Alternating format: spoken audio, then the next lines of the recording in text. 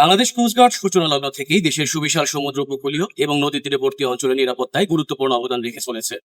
এই সকল এলাকায় আইন শৃঙ্খলা নিশ্চিতকরণ, জনগণের জানমাল রক্ষার পাশাপাশি নানাবিধ প্রাকৃতিক দুর্যোগে এবং উদ্ধার তৎপরতা প্রদানের মধ্য দিয়ে বাংলাদেশ কোস্টগার্ড মানুষের মাঝে নিরাপত্তা ও আস্থার বিশ্বস্ত প্রতীকে পরিণত হয়েছে।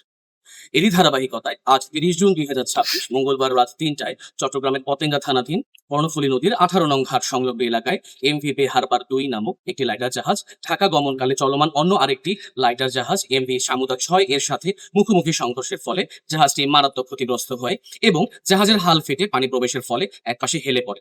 এমতাবস্থায় জাহাজটি কিছু দূর অতিক্রম করার পরে বহিনঙ্গর বয়া নং ২ ও ৩ এর মধ্যে প্রায় সমগ্র নিমজ্জিত হয়ে যায়।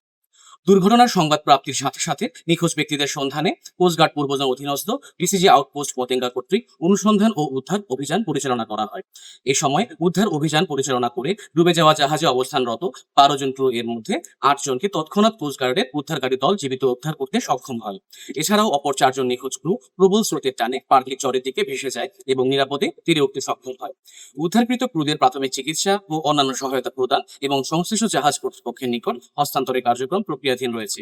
জরুরি উদ্ধার কার্যক্রমে কোস্টগার্ড ভবিষ্যতেও এ ধরনের অভিযান অব্যাহত রাখে।